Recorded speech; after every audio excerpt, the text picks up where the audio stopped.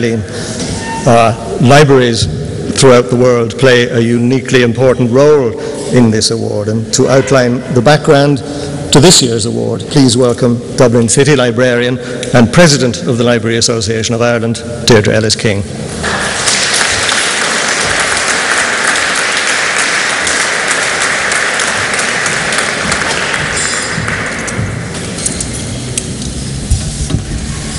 My Lord Mayor, Excellencies, elected representatives, City Manager John Tierney, winner of the 13th Annual IMPAC Dublin Literary Award, Mr. Raoui Haj, special guests, Mr. Miro Pallas, Chairman of IMPAC Europe, distinguished guests and friends. Cities, and in particular Dublin City, where we stand this moment, are hotbeds of creative energy.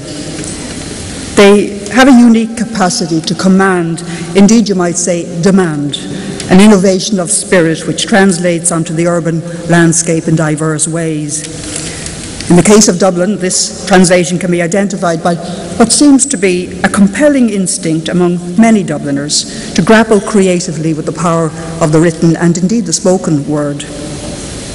It is an instinct which is recognized in 2008 as far away as Santiago, Chile, South America, where the May 18th issue of El Mercurio, the national newspaper, points to Dublin as a key literary destination, noting such places as the James Joyce Centre and the Dublin Writers' Museum.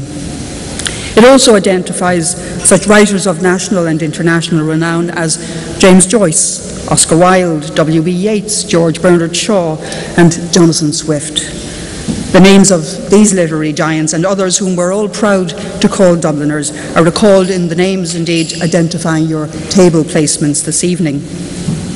But the literary impact of these writers is of global magnitude, their reputation internationally signaling a continuum of excellence linking the past and the contemporary literary tradition of the city.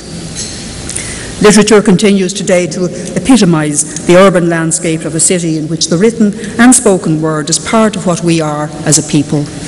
Indeed, there are many here this evening who merit mention in the company of those illustrious names of the past, and they will forgive me if I mention only one name, that of Claire Hennessy, a young 21-year-old Dublin writer whose first book was published at the age of 13, going on 14.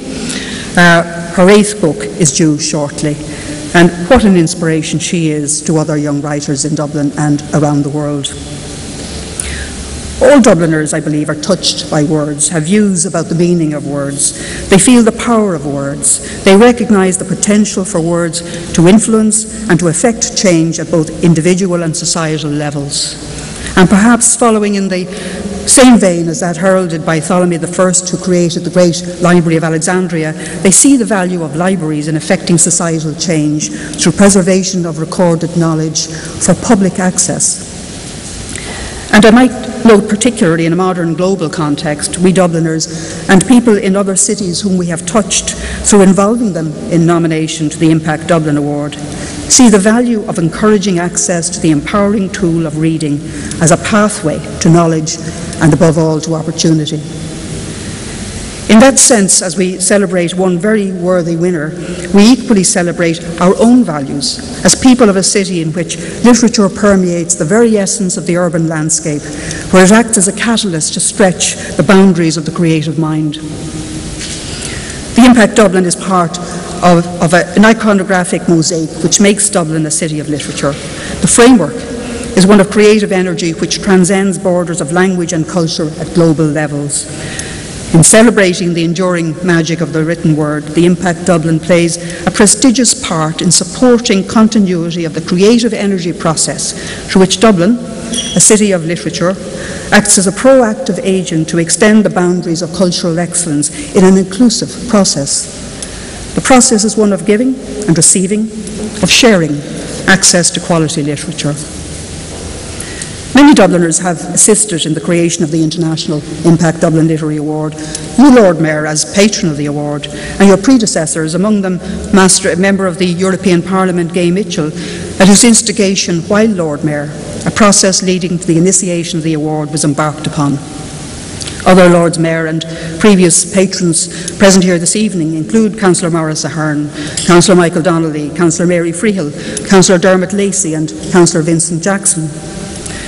At executive level, City Manager John Tierney, Deputy Manager Philip Maguire and others support the continued building of an award which crystallises at local and international levels Dublin's literary tradition and, moreover, the continuing strength of its contemporary literary giants who stand side by side with such as Raoul Hage. The staff of the City Public Library system who've administered the award processes since its inception merit special recognition, for they have been instrumental in creating a unique local and global space for the award, building on a synergy between libraries and literature which translates into a measure of collaborative excellence without parallel at international level. The contribution of the award committee, representative of City Council and IMPAC, must be noted. Unheralded, they individually and collectively push the boundaries of achievement in partnership each year. There are many who play a part, but I will mention in particular Cathy McKenna, Senior Librarian, Alan Breen, the City Council Press Officer, and Sinead Matthews of IMPAC, who efficiently and effectively keep the processes moving behind the scenes. There are, of course, the writers, the publishers, the expert judging panels, to date involving over 60 distinguished people in the international literary world. And I want to thank this year's team and also, of course, the non-voting judging chair, Senior Judge Eugene Sullivan. IMPAC have, of course, been critical to the award development. And thank you indeed to the European Chairman, Miro Pallas, and the President, Bob Jacobson, who's here this evening as well, for their continued and sustained support for the Dublin Literary Award over a period of 13 years. It is, however, public libraries worldwide, uniquely in a world literary context, who have sustained the nomination processes of the IMPAC Dublin since its inception. This has happened through a totally transparent process of nomination which crosses all boundaries of language, of geography, of cultural diversity.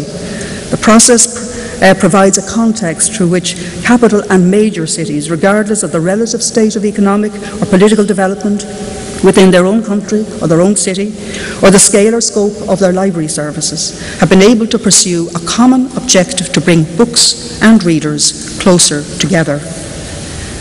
The 162 nominating public libraries in 45 countries in 122 cities signal by their existence and their actions the value which world communities accord to libraries and literature. That value translates significantly into a unique force, a global community of libraries which has the cumulative power to exercise change, to influence and to enable continuing societal development.